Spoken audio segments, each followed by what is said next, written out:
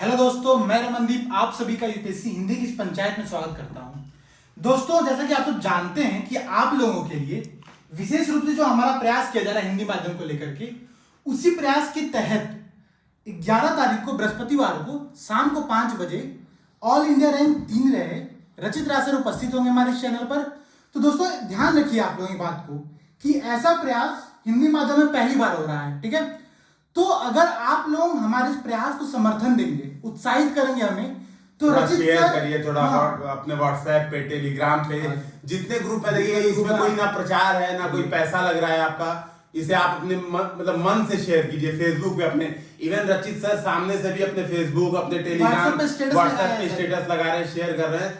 आप लोग भी थोड़ा बनाएंगे, कोई आईएएस ऑफिसर होके और हम लोग का चैनल सामने से देख के बोल रहा है कि हाँ हिंदी मीडियम के लिए आप लोग अच्छा प्रयास कर रहे हो, सामने से कोई इंसान मेहनत कर रहा है, तो आप लोग भी अगर सपोर्ट करेंगे तो उनको भी बहुत अच्छा होगा और वो बाद में फिर से आएंगे, कई बार आएंगे, जो आप लोग की प्रॉब्लम है वो भी दूर करेंगे और साथ में अभी जो चीज चल रही है वो भी अच्छे से होगी। रमन सर, तो देखिए करना क्या है आप लोगों को, आप लोग अपने अपने जो डाउट है, ठीक है, प्रिपरेशन के टाइम में जो भी डाउट आते हैं, कोई भी डाउट हो, प्रीलिम्स को लेकर के, मेंस को लेकर के, नंबर नहीं आ रहे हैं, मोटिवेशन से लेके, मोटिवेशन को लेकर, मैनेजमेंट से लेके, टाइम मैनेजमेंट, तो आप अपने जो प्रश्न है वो प्रश्न हमारे इस कमेंट सेक्शन में दीजिए, ठीक है, या फिर हमारे टेलीग्राम चैनल पे कमेंट करिए, ठीक है। सो दैट हम प्रश्न का एक संग्रह बना करके सर को दे देंगे और सर उन प्रश्नों पर सर डिस्कस कर लेंगे। और या तो आप लाइव भी रहिए, लाइव रह के लाइव भी सर से पूछिए, क्योंकि सर के पास पूरी टीम है, ढंग से एक एक प्रोग्राम सही से हो रहा है, तो आप लोग लाइव भी रह के वहां पे चीजों को लाइव भी पूछ सकते हैं।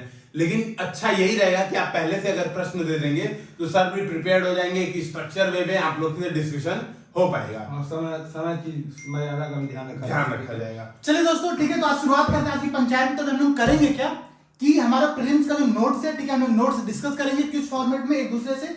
तो प्रीलिम्स का एग्जाम को लेकर के इसलिए किया जा रही है सब चीजें। फॉर्म आ चुका है यूपीएससी का, फॉर्म भर दीजिए और चलिए शुरुआत करते हैं। चलिए तो पहला क्वेश्चन रमन क्या नाम, निशान सकता है आज फोर्टालेजा घोषणा किसके लिए था? पोर्टेलिया घोषणा ब्रिक्स, फोर्टालेजा क्या था ये? ब्रिक्स बनवाने के लिए, ब्रिक्स के निर्माण के लिए। तो न्यू डेवलपमेंट बैंक, आप हाँ न्यू डेवलपमेंट बैंक तो सही है, लेकिन ब्रिक्स से रिलेटेड न्यू डेवलपमेंट बैंक, बिल्कुल। तो न्यू डेवलपमेंट बैंक की स्थापना के लिए फोर्टालेजा जो घोषणा थी, ब्रिक्स छठे ब्रिक्स 2014 में तब ये सामने आई थी, वहां से न्यू डेवलपमेंट बैंक का कॉन्सेप्ट आया। बिल्कुल। अगला मेरा प्रश्न है कि जो न्यूटन भाभा फंड है, पहला ये है कि यूके और इंडिया के बीच में है, क्योंकि न्यूटन यूके के हैं, इंडिया हाँ बिल्कुल। और दूसरा ये है कि ये department of science and technology की पहल है, न्यूटन भाभा फंड, हाँ बिल्कुल है। और तीसरा है कि सोचा नहीं जाता इसमें पीएचडी रिसर्च को बढ़ावा दिया जाएगा। हाँ यही तीनों सही है। नहीं भैया बहुत स्पेसिफिक गए तो पक्का गलत होंगे, बता रहे ये साइंस डिपार्टमेंट की पहल नहीं होगी, ये हो सकता है इसरो की पहल हो। तो तीनों सही हैं, तीनों सही हैं। न्यूटन भाभा फंड जो है यूके और इंडिया के बीच अल्पकालिक पीएचडी प्लेसमेंट हेतु पहल है। हाँ क्योंकि फीलिंग आ रही है ना न्यूटन भाभा। इसमें डीएसटी, जैव प्रौद्योगिकी विभाग और प्लस अन्य कई एनजीओ वगैरह शामिल हैं। चलिए ठीक है, पूछिए। अच्छा बताइए, तो मुंडा विद्रोह, चुआर विद्रोह और ताना भगत आंदोलन तीनों को कोरोना 1990 में हुआ था मुंडा विद्रोह। ताना भगत हुआ था आपका पहले, ताना भगत हुआ था 75-76 में। ताना भगत और चुआर विद्रोह, तो चुआर अंतिम है, मुंडा विद्रोह बीच में है, ताना भगत नहीं, ताना भगत सबसे अंतिम हम रखेंगे। चुआर नहीं, मुंडा, चुआर, ताना भगत। चुआर सबसे पहले रखिए, फिर मुंडा, फिर ताना भगत। 1700 बहुत क्लोज है, 1798-99 में चुआर विद्रोह नहीं, बहुत क्लोज नहीं है, बहुत डिफरेंस है। 1798-99 में चुआर विद्रोह हुआ था पश्चिम बंगाल के मिदनापुर जिलों में दुर्जन सिंह के नेतृत्व में। तो नाम ध्यान रखेंगे, चुआर विद्रोह दुर्जन सिंह, सीडी से याद कर सकते हैं, सीडी, ठीक है। ताना भगत आंदोलन हुआ था 1914 से 1919 में छोटा नागपुर पठार के ताना भगतों और उरांव आदिवासियों द्वारा जतरा उरांव के नेतृत्व में। तो उरांव आदिवासी, जतरा उरांव 1914 से 1919, यानी आप कह सकते हैं प्रथम विश्व युद्ध का काल था। ताना भगत। मुंडा विद्रोह 1890 से 1900 के बीच में हुआ, बिरसा मुंडा के नेतृत्व में धार्मिक आंदोलन था, बाद में राजनीतिक हो गया। चुआर सबसे पहले 98 से 90 चुआर क्षेत्र में, ठीक है, ये ध्यान रखना है। मुंडा उसके बाद, फिर ताना भगत सबसे लास्ट में, ठीक है। पूछिए। चलिए तो भेरी घोष और धम घोष बता दीजिए क्या क्या। भेरी घोष मतलब युद्ध, धम घोष मतलब धर्म का प्रचार। ये कलिंग युद्ध में अशोक की कॉन्सेप्ट है ना। 13वें बृहद शिलालेख को लेके 13वें बृहद शिलालेख, बिल्कुल सही। पूछे सर, आपसे पूछे। राजुक मौर्य साम्राज्य में न्याय अधिकारी, राजू राजुक न्याय, ये लोगों को दंड देते थे और पुरस्कार भी देते थे, केवल दंड देने के लिए होते थे। न्याय अधिकारी थे तो दंड पुरस्कार दोनों ही देंगे, न्याय करेंगे, ठीक है, न्याय तो जो भी ये सिकंदर भारत पर कब आक्रमण किया था? 324 ईस्वी पूर्व। 326 बीसी। हाँ, ईस्वी पूर्व। प्रश्न ये है कि हाइडेस्पी सीज का जो युद्ध हुआ था झेलम नदी के किनारे। हाँ, ये किनके बीच हुआ था? सिकंदर पोरस। नहीं, सिकंदर का सेनापति था और पोरस था। ठीक है, वही सिकंदर का सेनापति। हाँ, मतलब क्या नाम था उसका? सिकंदर महान। सेल्यूकस की बात कर रहे हैं क्या? नहीं, सेल्यूकस नहीं, तो सिकंदर उस समय इसमें लड़ा था। हाँ, सिकंदर हाँ, था, ठीक है। पोरस था, ठीक है। बिल्कुल। अब पोरस हार हार गया गया था और इस युद्ध में जो है पोरसों के द्वारा, मतलब पोरस राजा के द्वारा हाथियों का प्रयोग किया गया था, जिसको पहले सिकंदर की सेना देखा भी नहीं था, लेकिन तब भी सिकंदर की सेना जीत गई थी। और पोरस को फिर वापस कर दिया था। उसकी वीरता से प्रभावित प्रभावित होकर वापस कर दिया था और सिकंदर की सेना भी यहाँ से वापस चली गई थी। ठीक है, मोदी जी ने बताया था कि यहाँ से गई थी, बिहार से वापस गई थी अपने बातों में। अगला मेरा प्रश्न है कि जो संविधान का अनुच्छेद 270 है और 271, पहला है कि ये अधिभार के बारे में बात करता है, 270 271, और दूसरा ये कि संघ अपने विवेक तो ये 269 है जीएसटी। हाँ, संघ अपने विवेक से किसी प्रयोजन के लिए इन प्राप्तियों का प्रयोग कर सकता है। संघ अधिभार, अधिभार मतलब सरचार्ज की सेस, तो सरचार्ज तो जामन के यहाँ यूज कर सकता है संघ, बिल्कुल। सेस केवल विशिष्ट प्रयोजन, जिस काम के लिए लगाया गया उसी काम के लिए सरचार्ज कहीं भी। बिल्कुल सही बात है। अगला मेरा प्रश्न है श्रुति साहित्य। ठीक है, तो पहला ये कि श्रुति साहित्य सबसे प्रमाणिक जो है प्राचीन धार्मिक साहित्य है। ठीक है, दूसरा ये है कि संहिताएं जो हैं प्रत्येक वेद का पहला भाग है। संहिताएं, हाँ, ब्राह्मण है, संहिताएं ये ब्राह्मण है, प्रत्येक वेद का पहला भाग, और श्रुति साहित्य प्रमाणिक है, तो बिल्कुल। दोनों स्टेटमेंट ही सही है। अच्छा। हाँ, आइए आप ही का नोट्स भी है।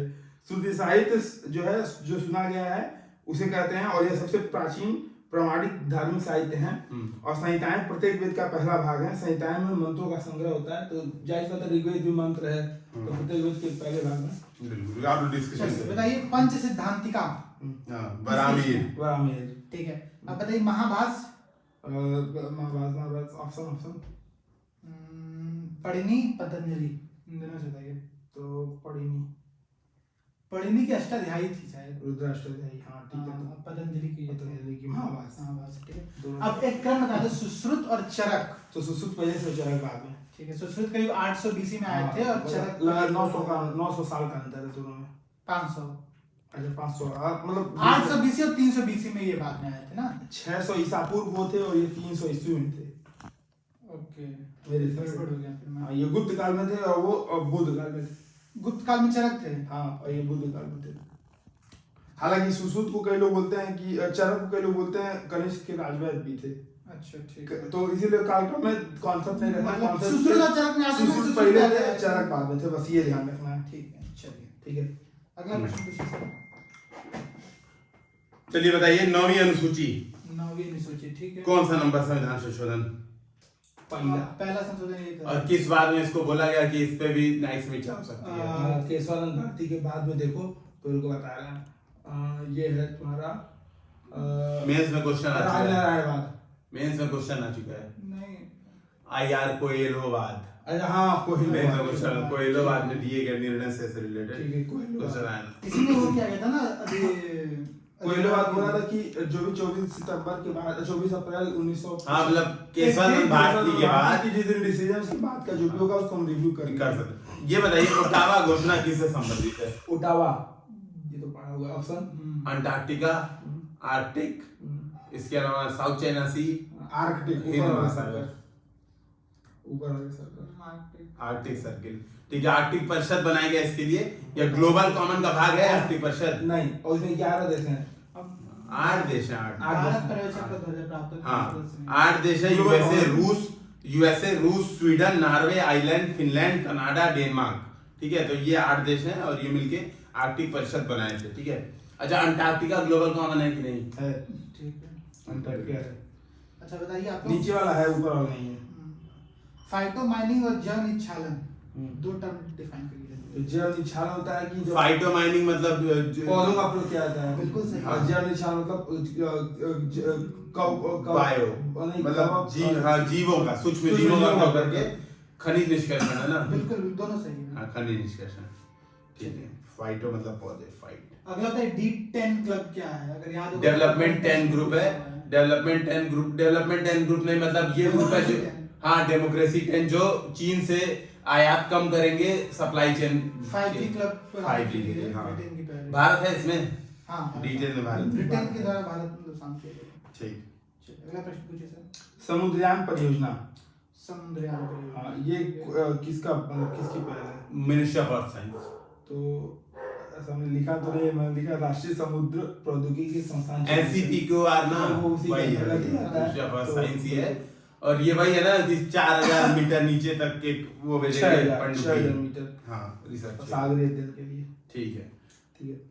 अगला ये कि हाल ही में चर्चा में रहा तमिलनाडु का थेनी जिला किस लिए प्रसिद्ध था? थेनी जिला वहाँ पे कुछ हुआ था। थेनी जिला बहुत सारे चीजों के लिए प्रसिद्ध है। पहली बात तो एक वो है, वहाँ पे इंडियन न्यूट्रिनो ऑब्जर्वेटरी बनाई जा रही है। न्यूट्रिनो परीक्षण के कारण। बिल्कुल, न्यूट्रिनो ऑब्जर्वेटरी बनाई जा रही है। भारत का प्रथम देश है जहाँ कोलार गोल्ड फील्ड में गहरी खदानों में कॉस्मिक न्यूट्रिनो किरणों का पता लगाया गया था। कोलार में भी, कोलार की जो खाना थी। बस ये मुझे फैक्ट की जानकारी देनी थी। अगला मेरा प्रश्न है कि ग्रेट कलकत्ता किलिंग ये क्या है? हाँ, ये उसमें एक कोठरी में बंद कर दिया गया। ये ग्रेट कलकत्ता किलिंग जो है ये प्लासी युद्ध से पहले।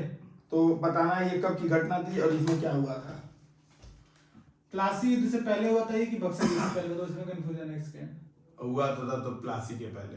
प्लासी के पहले। तो हम देखो तात्कालिक कारण। हम ऑप्शन देते हैं 1847, 1947 और 2047 नहीं। वो जो हम लोग थी वो ब्लैक होल ब्लैक होल त्रासदी थी। 1847, 1907, 1947, 1967। 47 वाला। 47 वाला। कोई ऑप्शन सही नहीं है। ये 1946 में जो प्रत्यक्ष कार्यवाही दिवस मनाने की घोषणा थी लीग द्वारा, उसी में दंगे शुरू हुए थे। उसे ही ग्रेट कलकत्ता किलिंग भी कहा जाता है। ग्रेट कलकत्ता किलिंग, ठीक है। अच्छा, फेमस स्वराज बिल, ठीक है, ये किसने लाया था? गोपाल कृष्ण गोखले। यार ऐसा तो लिखा नहीं, इसमें लिखा है तिलक से प्रभावित था। बिल संवैधानिक रूपरेखा के तहत मांग प्रस्तुत की गई थी 1895 में। तो तिलक से प्रभावित था, तिलक ने लाया नहीं था। नहीं, गोपाल कृष्ण गोखले नहीं, ये नहीं है आंसर। मतलब ये आपका नोट्स है, इसमें ये नहीं लिखा हुआ है। चलिए ठीक है। अच्छा, आपको एक प्रश्न बताइए कि ह्वेन सांग जब आए थे, ठीक है, उसमें किसका हर्षवर्धन का शासन था। अब प्रश्न ये है कि 2-3 स्टेटमेंट दे रहा हूं मैं। पहला कि इस समय अपराधियों को शारीरिक दंड दिया जाता था। हर्षवर्धन सामने से इतना अच्छा बोला था। अभियुक्त के खराब बोला था कि लूट हो जाती थी, अपराधियों को वो दंड लूट दिया का कुछ जाता था। शिकार हुआ था। हाँ। लेकिन अब वो बोला था कि अछूतों को बाहर रखा जाता है, वो थाली बजा के तो खराब ही हुआ ना, खराब। इसको अच्छा थोड़ा मान लेंगे। तो बोला था कि थाली पीट के चलते हैं, उसकी परछाई पड़ जाती है। गुप्तचर व्यवस्था होगी, ये सब है ना। ठीक है। और क्या क्या बोला था, सब बता दीजिए। मैं तो बता देना, सुन लीजिए ध्यान से।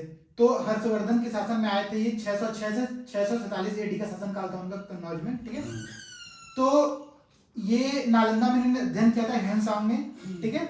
इसके बाद इन्होंने कहा था कि राज्य जो है वो अच्छी तरह से शासित है, विद्रोह से मुक्त है, अपराधियों को शारीरिक दंड दिया जाता है और दंड के लिए विष, जल, अग्नि सबका प्रयोग किया जाता है, ठीक है। प्रयाग महत्वपूर्ण शहर था उस टाइम पर। पाटलिपुत्र के महत्व जो है वो कन्नौज के द्वारा स्थानांतरित हो रहा था, कम हो रहा था, ठीक है। कन्नौज का महत्व बढ़ रहा था।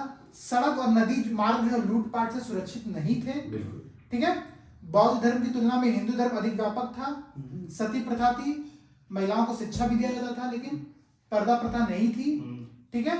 और हर्ष जो था वो महायान का अनुयायी था उस टाइम पर। हाँ, और इसने बताया था कि जाके वो एक उत्सव पे अपना विशेष रूप से सारा सब कुछ त्याग कर देता है। महामोक्ष परिषद नहीं, धर्म परिषद, ये कुंभ को लोग बोलते हैं, कुंभ को नहीं, लेकिन महामोक्ष परिषद होती थी हर 5 साल में, बौद्ध से रिलेटेड था कुंभ। मतलब कुंभ मेला नहीं था, बौद्ध से रिलेटेड और जैसे ऐसा मतलब उसमें उसके वर्णन में ऐसा मिलता है कि प्रत्येक 12 वर्ष पे जाता है और सब कुछ दान करके चला आता है, ठीक है। वहां से मतलब केवल वस्त्र पहन के आता है। अगला बताइए, लॉजिस्टिक परफॉर्मेंस इंडेक्स कौन जारी करता है? World bank. Very good. World bank. अब मेरा अगला प्रश्न है कि आस्तिक और नास्तिक टोटल 9 दार्शनिक मत हुए, जिसमें 6 आस्तिक थे, 3 नास्तिक थे। अब बताना इसमें से कौन कौन से 3 नास्तिक दर्शन थे।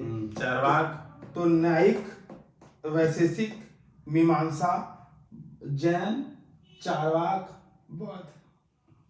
बौद्ध हो गया, चार्वाक हो गया, और क्या बोले 3 से तो एक और भी तो बचा न्याय, है। वैशेषिक, मीमांसा, बौद्ध, जैन, चार्वाक। इसमें बताना है निम्नलिखित में से कौन से 3 नास्तिक दर्शन थे।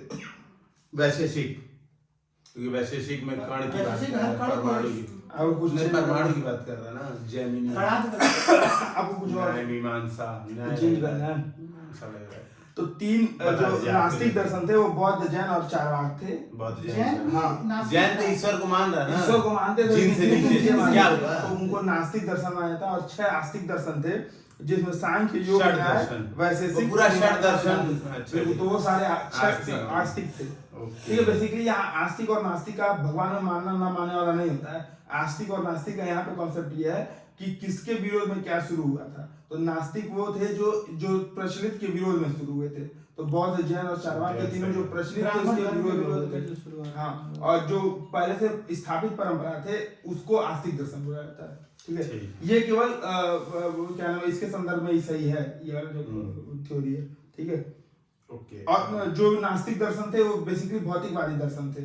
सीबीआई निदेशक को हम्म। किस एक्ट के तहत 2 वर्ष के कार्यकाल सुरक्षा प्राप्त है? देखो, लोकपाल, एक तो की CVC? लोकपाल है, एक सीवीसी है। तो लोकपाल में चयन समिति है और सीवीसी में सुरक्षा है। ठीक है, आप बताइए। लेकिन 2 वर्ष का ये सीबीआई कार्यकाल होता है। हाँ, नहीं, जो अध्यक्ष होता है कार्यकाल का सुरक्षा निदेशक, तो ध्यान रखना सीवीसी एक्ट 2003 के तहत 2 वर्ष की कार्यकाल तो सुरक्षा है। लोकपाल बोले हो। हम बोले लोकपाल में चयन CVC समिति है CVC और सीवीसी में अध्यक्ष की, मतलब अध्यक्ष को 2 वर्ष का काम हमको है। ऐसा लगा आप उल्टा बोले, कोई बंदे वीडियो में आ जाएगा तो चेक ठीक है। चलिए आप इसी पर प्रश्न बता दीजिए कि सीबीआई की नियुक्ति कौन करता है? प्रधानमंत्री, नेता विपक्ष लोकसभा का अध्यक्ष, और सीजीआई या उसके द्वारा सीजीआई, अच्छा ठीक है, और CIC? Chief election commissioner. Chief election commissioner, information commissioner. दो तो केंद्र सरकार अब नहीं तो केंद्र सरकार अब तो कर सकती है, लेकिन एक कमेटी बनती थी ना। कमेटी बनी अब हुई है। शायद खत्म हो गई ना। कमेटी भी नहीं बनी है। नहीं, केंद्र सरकार जिस पद और रीति से चयन हाँ, कर लेना। हाँ, केंद्र सरकार। नहीं, एक बार देखना पड़ेगा तब ये। नहीं यार, नियुक्ति के लिए कमेटी है, सेवा अब फिर से बताए थे उस दिन। नियुक्ति के लिए अभी भी कमेटी है। 6 सदस्यीय। हाँ, 3 सदस्यीय। अब बता रहे कितने सदस्य, रुक जाओ। प्राइम मिनिस्टर है, एक केंद्रीय कोई मंत्री होगा, गृह मंत्री है। जो कैबिनेट मंत्री। कैबिनेट मंत्री, गृह मंत्री है उस वाले में, सीबीसी में है। सीवीसी में गृह मंत्री, बिल्कुल सही। ठीक है। प्राइम मिनिस्टर, लोकसभा का अध्यक्ष, नहीं लोकसभा विपक्ष का नेता, और केंद्रीय कैबिनेट मंत्री। कि कोई कैबिनेट मंत्री, सीआईसी और बस 3 लोग। बस 3 लोग, बस 3 सदस्य। और राष्ट्रपति नियुक्ति करेगा इस कमेटी से। वो केवल सेवा शर्त है, 2019 का एक्ट वाला संशोधन है, वो केवल सेवा शर्तें अब केंद्र सरकार डिफाइन कर सकती है। ठीक है। अच्छा, इसमें सभी बताइए कि सीबीआई क्या वैधानिक निकाय है? सीबीआई नहीं, दिल्ली पुलिस एस्टेब्लिशमेंट है। 1946। ठीक है। हम्म। 1946 Delhi police establishment, CBC? CC है 2003 है। 2003 है।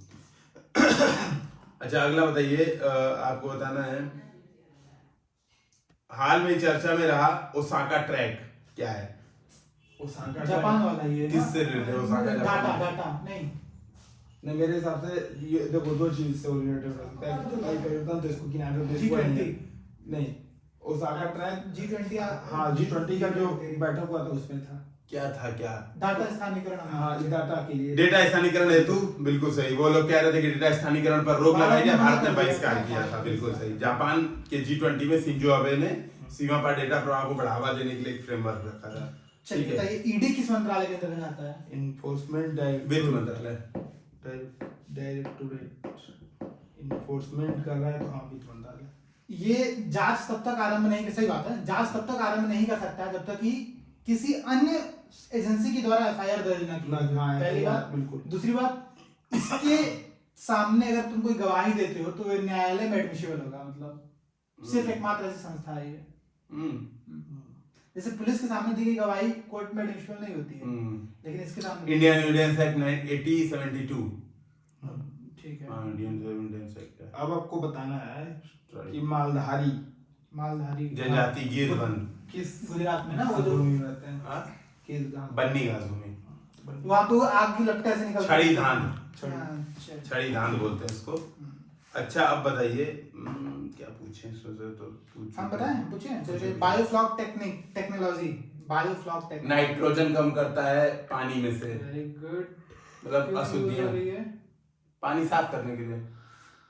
मछली पालन के लिए भी यूज कर सकते हैं। जिससे जो भी प्रधानमंत्री मत्स्य संपदा योजना आई है, हाँ, उस उसमें योजना के अंतर्गत केज फार्मिंग, बायोफ्लॉक टेक्नोलॉजी, और इसमें एक और चीज है जो उसके ऑर्नामेंट यूज है मछलियों के, उसके लिए बड़ा। हाँ, तो मतलब मत्स्य पालन के लिए क्या, एक बार ढंग समझा दीजिए क्या कर रहा है, पानी में नाइट्रोजन को क्या कर रहा है। टैंक में संग्रहित अपशिष्ट कार्बनिक पदार्थ जो होते हैं, जो कि खाद्य अपशिष्ट होते हैं, उनको प्रोबायोटिक्स और कार्बन स्टोर जैसे कि गुड़ का प्रयोग करके पचा दिया जाता है, उनका प्रयोग मछली के भोजन में किया जाता है। ओके, ये होता है बायोफ्लॉक टेक्नोलॉजी। ठीक है, मछली को भोजन मिलेगा, बिल्कुल सही। चलिए प्रश्न पूछिए सर। चलिए सर, पूछिए। चांगपा जनजाति लद्दाख। कहाँ पाई जाती है? लद्दाख बता दो। ये कौन से धर्म को मालूम? बौद्ध और इस्लाम, कुछ इस्लाम और कुछ बौद्ध है।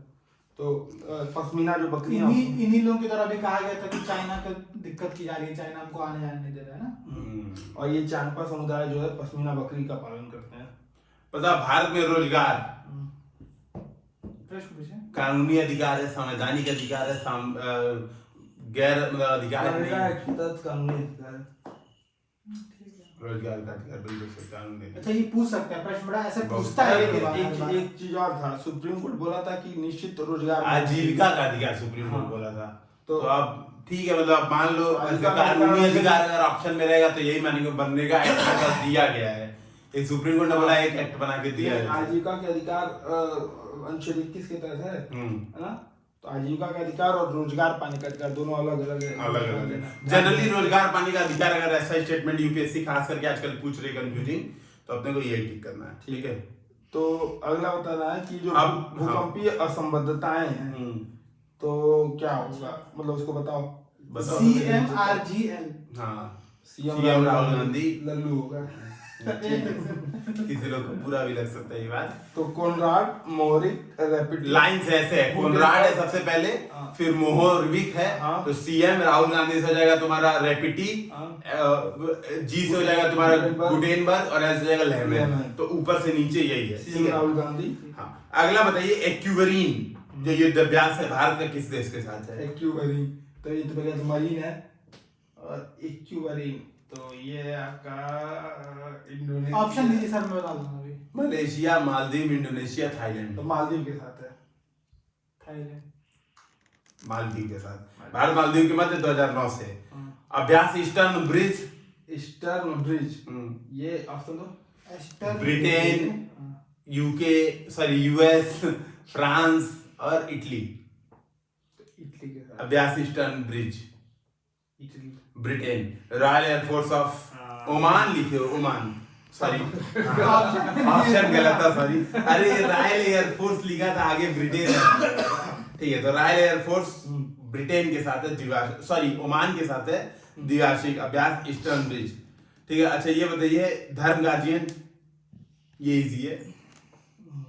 जय वीरू के साथ किसके साथ है? जय वीरू किसके साथ है? सबके साथ है, क्या है? नहीं ऑप्शन दे दिए। हम बताना, ये अमेरिका के साथ, क्वाड देश में किसके साथ है? तो क्वाड देश के साथ, सबके साथ नहीं, जापान के साथ। भारत और जापान धर्म गार्जियन। हाँ, और अमेरिका नहीं है इसमें। नहीं भाई। ठीक है, चलिए जो अगला प्रश्न है, तस्मानिया जो टाइगर है, पहला ये कि ये जो विलुप्त हो गया है, बिल्कुल सही बात है। नहीं पाया गया अभी हाल ही में, फिर से। दूसरा ये कि इसके पास कंगारू जैसी थैली होती है। हाँ, होती है, अभी पाया गया हाल ही में, लेकिन विलुप्त हो लेकिन चुका मेरे हिसाब से विलुप्त हो चुका है। अरे अभी पाया गया, ऑस्ट्रेलिया का नहीं, तस्मानिया ही। हाँ, अभी हाल में पाया गया है। है। लेकिन विलुप्त का डिफिनीशन मतलब उनका डिफिनीशन है, पता नहीं पाया गया होगा, पहले विलुप्त घोषित कर दिया, हट गया। हाँ, ठीक है, अलग अलग चीजें ना विलुप्त, मतलब आप वो देखिए तो उसमें आपको एक्सटिंक्ट मिलेगा। मैंने लिखा है तस्मानिया टाइगर जो है, ये ऑस्ट्रेलिया का स्थानिक मांसाहारी मार्supial स्तनपायी है जो विलुप्त हो गया है। अंतिम बार ये चिड़ियाघर में था, जिसकी मृत्यु हो गई थी 1974 में, और यह थैलेसीमिया कुल का एकमात्र जीवित जीव था, और इसमें थैलेसीन नाम से भी जाना जाता था। एजेंट स्मिथ, हाल ही में चर्चा में एजेंट स्मिथ क्या है तो बताना। ये एक मैलवेयर है, दूसरा एक एजेंट है जो जहर का काम करता है, मतलब आदमी मर जाता है। तीसरा ऑप्शन बस ये खत्म कर रहे हैं। दो में से कोई ऑप्शन है ना? नहीं, हम चार ऑप्शन दीजिए। दे चार ऑप्शन। हमारे मैलवेयर सही है, एजेंट स्मिथ एक मैलवेयर है, दोषपूर्ण सॉफ्टवेयर के लघु संस्करण। ठीक है, बिल्कुल सही। अगला मेरा प्रश्न, माइक कार्यक्रम जो है ये WWF ट्रैफिक का है, वर्ल्ड ट्रैफिक और WWF मिलकर चलाते हैं। IUCN WWF। तो साइट्स के COP संकल्प द्वारा इसका भारत में 10 स्थलों का चयन हुआ है। अच्छा, साइट से WWF नहीं है। नहीं, हम तो ये लिखे हैं। ठीक। तो साइट्स के COP द्वारा 2003 में 10 स्थलों का चयन हुआ है। ठीक है, नाम बता दें, चिरांग रिपू। कहाँ याद होगा वो, नाम याद नहीं हो सकता।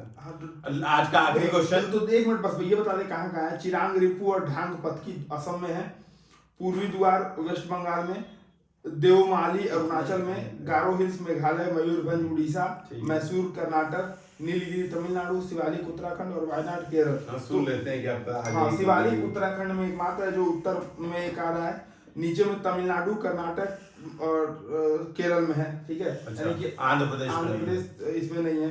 फिर मयूरभंज उड़ीसा में है, पूर्वोत्तर में मेघालय, अरुणाचल, असम में है। असम, मेघालय। हाँ, तो एक तरह से याद किया जा सकता है कि वेस्ट बंगाल और उड़ीसा में है, नीचे केरल, तमिलनाडु और आंध्र प्रदेश छोड़ के तीनों जगह। नीचे तीनों जगह है, ऊपर उत्तराखंड में है और इधर उड़ीसा और बंगाल में है। ठीक है। अच्छा, ये बताइए आप जल्दी सर, टॉमस रो किसके दरबार में आया था?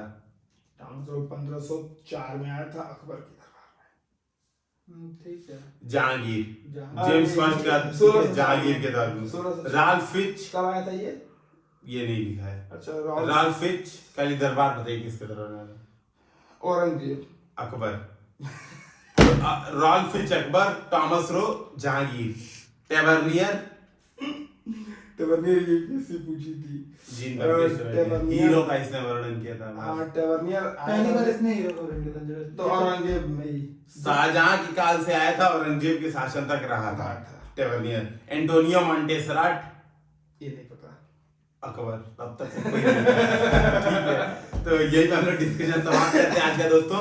तो उम्मीद है कि आप लोग थर्सडे को शाम को 5 बजे अपने शेड्यूल में से शामिल करेंगे। जरूर जुड़े रहेंगे क्योंकि आप लोग का दिया गया मोटिवेशन हम लोग के लिए बहुत मोटिवेशन का काम करेगा। इसी साथ जय हिंद, जय भारत।